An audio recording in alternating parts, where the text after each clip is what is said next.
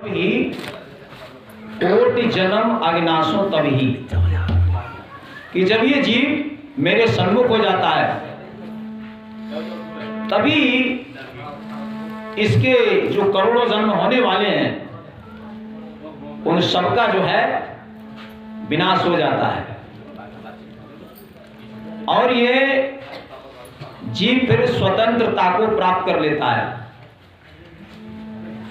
क्योंकि दो चीजें हैं, स्वतंत्रता और परतंत्रता। तो हर व्यक्ति गुलामी से मुक्त होना चाहता है, स्वतंत्र रहना चाहता है। जैसे हिंदू वो सोचता है कि मुझे किसी की गुलामी नहीं करनी पड़े, ऐसे ही ईसाई सोचता है कि मुझे भी किसी की गुलामी नहीं करनी पड़े, मोहम्मदन भी सोचता है कि मुझे किसी की गुलामी नहीं करनी पड़े। तो वो कौन सा विभाग है जिसमें जाकर के हमें स्वतंत्रता मिलती है? प्रेमियों, जैसे भक्ति विभाग, तो परमात्मा की जो भक्ति है वो हमें किससे जोड़ती है? परमात्मा से। जैसे कर्म विभाग जो है वो जीव सृष्टि में है, इसलिए उसका फल हमको जीव सृष्टि में ही भोगना पड़ता है। और भक्ति विभाग जो है वो भगवान की सृष्टि में है। तो भक्ति हमको किससे जोड़ती है? क्योंकि कर्म जो है, इंसान कितने भी भागने की कोशिश करता है मगर कर्म का जो फल है वो उसको भागने नहीं देता। जहां भी जाता है कर्म उसके साथ जाता है।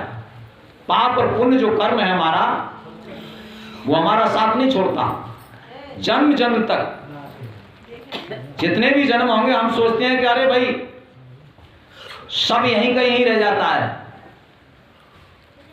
तो ये संपत्ति यहां रह जाएगी, शरीर यहां रह जाएगा, मगर कर्म का जो बीज है पाप और पुण्य वो आपके साथ जाएगा। क्योंकि जो वासनाएं हैं हमारी, वो वासनाएं हमारे अंतःकरण में छुपी रहती है। जैसे कि पृथ्वी के अंदर तरह तरह के बीज छुपे हुए रहते हैं। समय समय पर जैसी जैसी उनको जलवायु मिलती है, जैसी जैसी जलवायु का स्पर्श होता है, वैसे ही वो बीज स्फुरित हो जाता है, अंकुरित हो जाता है। तो ये जीव जो है कारण और सूक्ष्म दोनों शरीरों से जब स्थूल छूट जाता है तो इस कारण और सूक्ष्म शरीर इसका रहता है। अंतःकरण के अंदर इसकी वासनाएं जो है बची हुई रह जाती हैं। वही वासनाएं आगे चल करके वही जन्म ले लेती हैं। जैसे जैसे कर्म करेगा मन मेरे, वैसे वैसे बनेंगे पिंड तेरे। जैसे ये मन कर्म करता है, क्योंकि इंद्रियों से ये कर्म कराता है, जो कर्म इंद्रियां हैं इनसे कर्म कराता है, और 5 जो ज्ञान इंद्रियां हैं इनसे ये विषय भोगता है। तो 10 स्त्रियां हैं इसकी, 5 ज्ञान इंद्री, 5 कर्म इंद्री। 5 से ये कर्म कराता है और 5 से ये विषय भोगता है। तो हमें, क्योंकि हमारा मन इंद्रियों से जुड़ा हुआ है, इंद्रियां किससे जुड़ी हुई हैं? शरीर से।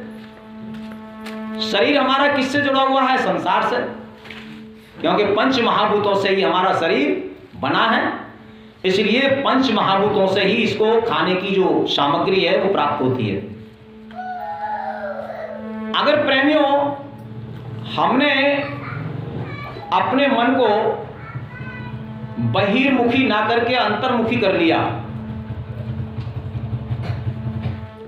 क्योंकि बताया है राम झरोकन बैठकर सबके मुजरा ले, और जैसी जाकी चाकरी तैसी ताको दे। तो परमात्मा सबके अंदर में भी है, क्योंकि मन जो देखता है वो इंद्रियों के द्वारा देखता है, इंद्रियों के द्वारा सुनता है, बोलता है। मगर परमात्मा के लिए कहा है कि चले बिन पैर सुने बिन काना। करविन करम करे बहु नाना, बिना त्वचा के स्पर्श करता है, बिना चक्षु के देखता है, बिना श्रवण के सुनता है, बिना वाक्य के बोलता है, बिना पाद के चलता है, बिना हस्त के जो है नाना प्रकार के कार्य करता है, और बिना घ्राण के वो गंध को और सुगंध को सूंघता है। चले बिन पैर सुने बिन काना, करविन करम करे बहु नाना, बिना हाथ पैरों के काम करता है वो, क्योंकि अगर वो काम नहीं करेगा तो फिर ये शरीर भी काम नहीं करेगा। शरीर को जो चेतन कर रहा है, जड़ को, क्योंकि माया क्या है, ये माया जड़ है और एक माया चेतन है, जैसे परा प्रकृति और अपरा प्रकृति। अपरा जो प्रकृति है ये 5 तत्व 3 गुणों वाली ये जड़ है, और इस जड़ ने ही इस चेतन के लिए बांध रखा है। तो परा प्रकृति चेतन है। परा प्रकृति कहते हैं ईश्वर का जो अंश है जीव, उसको परा प्रकृति कहा गया है। परमात्मा परा और अपरा से दोनों से परे है। इसीलिए जो परा अपरा से दोनों से परे है, जिसको जानने पर, जिसकी शरण में जाने पर ये जीव कृतार्थ होता है, धन्य धन्य होता है, पूर्ण होता है। क्योंकि हम पूर्ण होना चाहते हैं, सभी पदार्थों से, ज्ञान से, बुद्धि से, मन से, इंद्रियों से सबसे संपन्न होना चाहते हैं। तो सबसे संपन्न कौन है? परमात्मा, जिसने भी संसार का त्याग करके और परमात्मा को अपनाया है। अब हम कहेंगे कि भाई संसार का त्याग हमें कैसे करना है? शरीर से किसी ने भी त्याग नहीं किया। जिसने भी त्याग किया है, आसक्ति का त्याग किया, मन से त्याग किया। कर से कर्म करो विद नाना, मन रखो जहां कृपा निधाना। तो शरीर से मन को हटा करके परमात्मा की तरफ को फेर देना, जोड़ देना।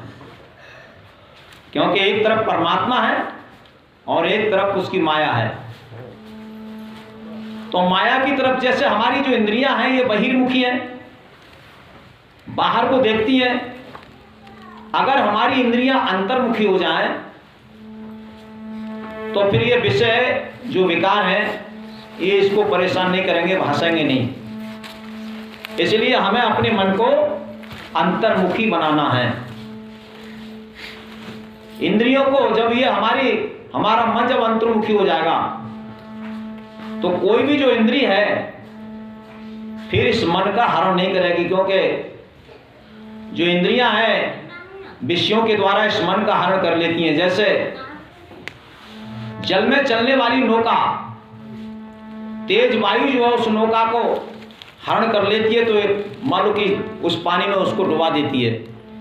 इसी तरह से ही इस मन का हरण करके ये इंद्रियां, ये विषय और इसको संसार रूपी भवसागर में डुबा देते हैं।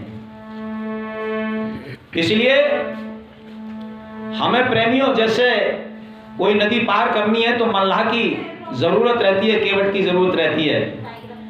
ऐसे ही भवसागर को पार करने के लिए हमें गुरु रूपी मल्लाह की जरूरत है। एक तरफ भवसागर है तो इस भवसागर के अंदर ही हमारी नाव चल रही है। भवसागर गहरा बड़ा, जिसकी थाय अपार, उछर डूम भ्रमता रहा, गुरु लगावे पार। तो हमें इस भवसागर को पार करने के लिए, जैसे ये हमारा शरीर भी एक साधन है, ये भी एक नौका है। तन को नैया जानिए, नाम को बल्ली जान, गुरु खेवटिया है यहाँ, ज्ञान को जल पहचान। उसी तरह से ही प्रेमियों, इस भवसागर में ये आपको नौका मिली शरीर रूपी, क्योंकि ये मोक्ष का साधन है। ये भोग का साधन कहाँ तक हमारा होना चाहिए। मनुष्य का जो शरीर है ये भोग का साधन कहाँ तक है और कहाँ से फिर ये मोक्ष का साधन बनता है। जैसे कि 20 साल हमने ब्रह्मचर्य भोगा, 20 साल के बाद में हम गृहस्थ में आए, तो 40 साल तक हम गृहस्थ में रहे, ये भोग के साधन में रहे। उसके बाद में फिर वानप्रस्थ आश्रम जो आता है, यहां से फिर मोक्ष का साधन शुरू हो जाता है। वानप्रस्थ में ये पूरा काम करके फिर सन्यास में, क्योंकि सन्यास का मतलब होता है संसार से अपने को बिल्कुल न्यास कर लेना, अलग कर लेना। फिर ये मोक्ष की तरफ चलता है, तो परमात्मा की तरफ मोक्ष है और संसार की तरफ भोग है। इसलिए अब हमें जिनकी आयु 40 से ऊपर हो चुकी है उनको फिर परमात्मा की तरफ चलना चाहिए, संसार की तरफ कम रहना चाहिए। और नहीं तो बताया है भजन